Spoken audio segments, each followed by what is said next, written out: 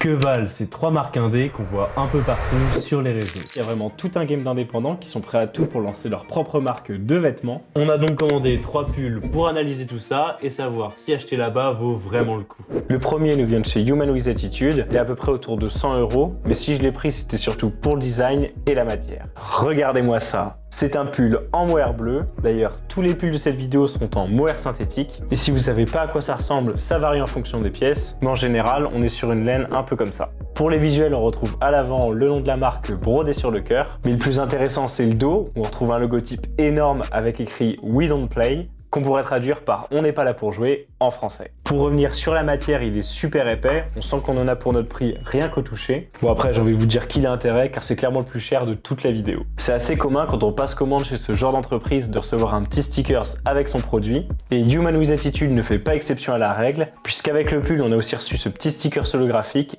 avec le logo de la marque. Alors j'ai pris le bleu, mais en vrai il y avait aussi le rose, un beige, un gris, bref il y en a pour tous les goûts. Et ce que j'aime bien c'est que les palettes de couleurs sont vraiment bien contrastées. Donc si tu sais pas trop associer des pièces en fonction de leur couleur, partir sur la complémentaire du pull t'assurera à chaque fois de pas te tromper. Au niveau de la coupe je fais 1m78 et mon problème c'est qu'à chaque fois sur les modèles un peu oversize comme ça, la taille M est toujours trop longue au niveau du torse. Même si j'avais vu une couture un petit peu plus tombante au niveau des épaules, c'est rattrapé par la longueur qui est légèrement ajustée. Et je kiffe plutôt bien. Si je devais lui trouver un désavantage, je dirais peut-être la broderie à l'avant. Elle est un petit peu cachée par la matière, mais sinon il est totalement validé. Ok, le deuxième pull est signé Studio 412, un peu moins connu cette fois. Et franchement, quand j'ai vu le design et la coupe bien boxy, j'ai pas hésité longtemps. D'ailleurs, ça me fait penser qu'on vous a même pas expliqué comment on a eu l'idée de faire cette vidéo. En allant voir Runa pendant sa data Rennes, on a remarqué que, mis à part les gens qui portaient son merch, les auditeurs de rap un peu underground étaient habillés presque qu'avec des marques indépendantes.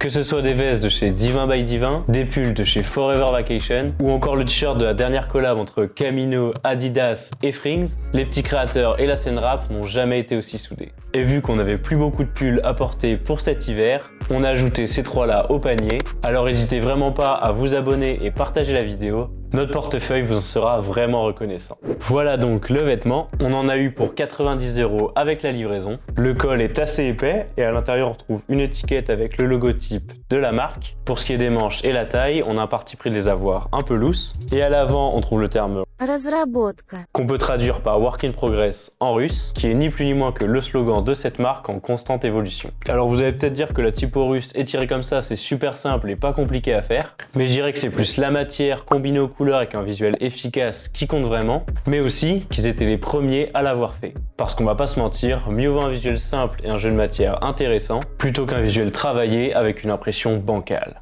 Et vous voyez, c'est typiquement pour ça que j'aime les marques indé. Les designs sont originaux et on sait que comparé à la fast fashion, les invendus ne finiront pas jetés dans les océans. Sinon, je l'ai reçu en seulement 2 jours, ça m'a vraiment surpris. Après, c'était le seul coloris en stock, pour le reste, fallait passer par une précommande. Mais pour celui-là, petite déception à l'ouverture. Comme vous avez pu le voir, pour le même prix, on a une matière beaucoup plus fine et moins qualitative que le premier. Après, je me dis que vu qu'il est léger, je pourrais le mettre même en été. Malgré ça, je trouve que la coupe elle est vraiment satisfaisante. On part sur une silhouette bien boxy et le grand adepte des baggy que je suis en est extrêmement ravi. Les épaules tombent vraiment bien. Après, ça parlera pas à tout le monde puisqu'il est presque un peu trop court au niveau du torse. On va dire qu'on est sur une coupe originale pour un style original. Pour finir, le gris me laisse beaucoup de possibilités au niveau du choix du pantalon. Et le design rend comme sur les photos, donc bien évidemment que je suis satisfait. Et on attaque avec le dernier, que beaucoup auront peut-être déjà reconnu. C'est le mohair Kodiak de chez Amoses. Récemment, ils ont eu un vrai gain de visibilité après être passés dans une des vidéos de Joyka où ils ont eu la chance de pouvoir présenter leur dernière collection. Donc c'est un petit caleçon les gars, un petit caleçon à Moses, voilà.